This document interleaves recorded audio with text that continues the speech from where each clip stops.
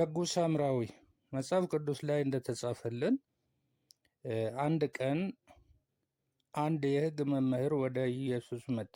ሊፈትነውም ፈልጎ መምህር ሆይ የዘላለም ሕይወትን ለማግኘት ምን ማድረግ ይገባኛል ስል ጠየቀው።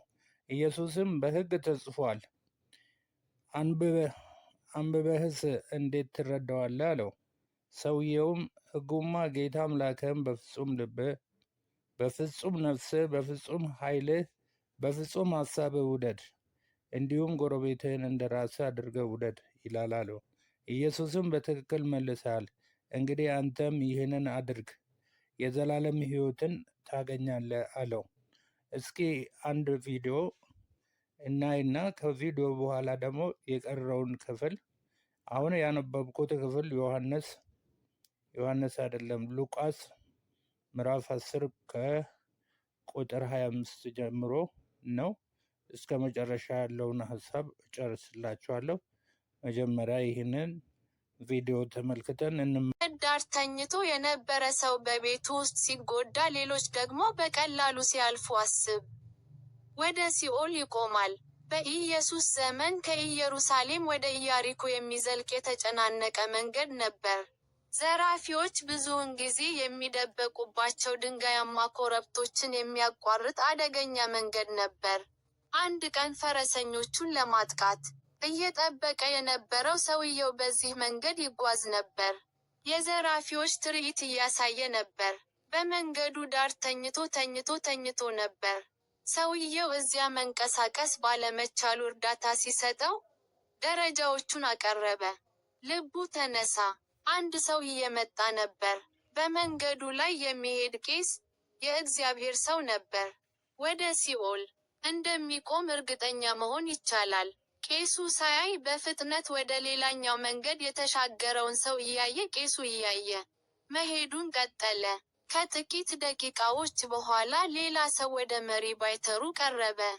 በቤተ መቅደሱ ውስጥም የሚሰራ ሰው። የተጎዳው ሰው አስቦ መሆን አለበት። ይህ ሰው በእርግጥ ይረዳኛል።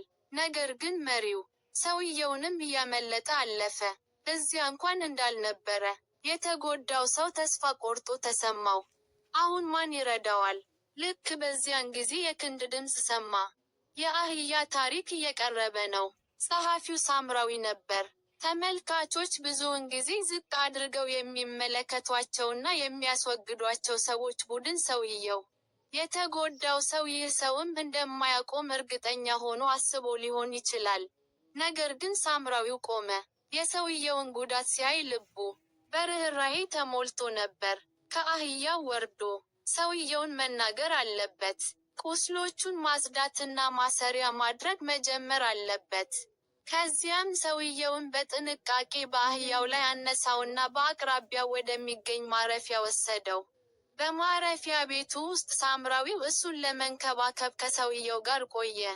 በማግስቱ 2 የብር ሳንቲሞች ይዞ ገባና ተንከባከበው። ከዚህ በላይ ብትከፍል ስመለስ እከፍልሃለሁ አለው።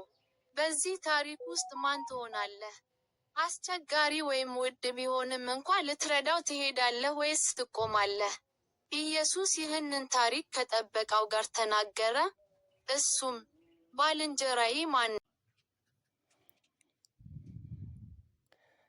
የቅድሙን ማንበብ የጀመርኩትን ሉቃስ ምዕራፍ 10 ቁጥር 25 ጀምሮ ነው።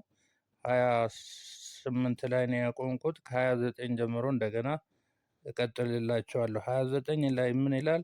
የሕግ መምህሩ ግን ራሱን ለማጽደቅ ፈልጎ ለመሆኑ ባልንጀራዬ ማን ነው ስል ጠየቀው። ጌታ ኢየሱስም እንዲህ ሲል መለሰለት፣ አንድ ሰው ከኢየሩሳሌም ወደ ኢያሪኮ ሲወርድ በመንገድ ላይ ሳለ ቀማኞች አግኝተውት ልብሱን ገፈፉት።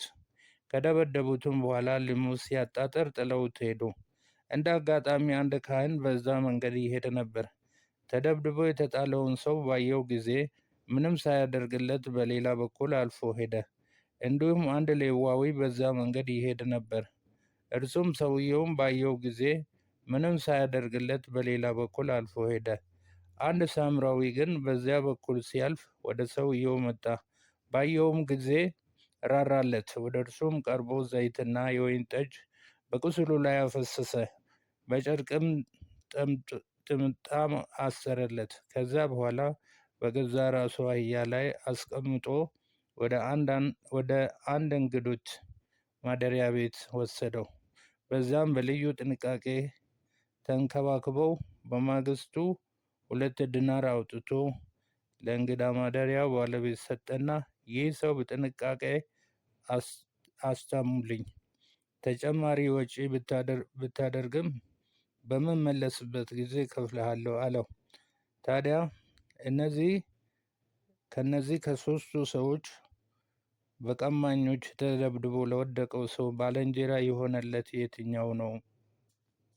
የትኛው ይመስልሃል ብሎ ጠየቀው። የሕግ መምህሩም ያ የራራለት የረዳው ነው ስል መለሰ። ኢየሱስም እንግዲያውስ ሂድ፣ አንተም እንዲሁ አድርግ አለው። እንግዲህ ከቪዲዮውም እንዳየን እንደተረዳን እንግዲህ ሁለቱ ካህኑ ሌዊው አልፎ ጥለውት ሲሄዱ ይሄኛው ሳምራዊ ቀርቦ ረዳው እና ምንድነው እነኛ በሕጉ መሰረት አንድ የቆሰለ የደማን ሰው መንካት ስለማይችሉ ስለሚረክሱ ሕጉ ስለሚከለክላቸው ይሄንን አደረጉ። ሕጉ ምን ያክል እንግዲህ ሰዎች እንዳይቀራረቡ እንደሚያደርግ እዚህ ጋር እናያለን። ያ ሳምራዊ ግን ምንም ሕግ ስለሌለው ሰው ስለሆነ ለሰውየው ራርቶ አገዘው፣ ረዳው እና እስኪድን ድረስ ረድቶታል። እዚህ ላይ ምን ስናይ ሕጉ የሚያዘው ሌላ ነገር ነው። አሁን ጌታ ኢየሱስ ክርስቶስ የሕግ ፍጻሜ ሕግን ራሱ ሰርቶ የጨረሰ መድኃኒታችን ኢየሱስ ክርስቶስ ለእኛ በመስቀል ላይ ሞቷል፣ የኃጢአታችንን ዋጋ ከፍሏል። ስለዚህ እንድንቀራረብና አንዱ ሌላውን እንዲረዳ አድርጓል። እንግዲህ ፍቅር በመካከላችን እንዲዘረጋና በፍቅር ጌታን የምንወድ ከሆነ እርስ በርሳችን እንዋደዳለን ማለት ነው። ይህንን ቪዲዮ አይታችሁ ደስ ካላችሁ ሰብስክራይብ አድርጉ፣ ሼር አድርጉ። ጌታ አብዝቶ ይባርካችሁ። ሰላም ሁኑ። የቅድሙን ማንበብ የጀመርኩትን ሉቃስ ምዕራፍ 10 ቁጥር 25 ጀምሮ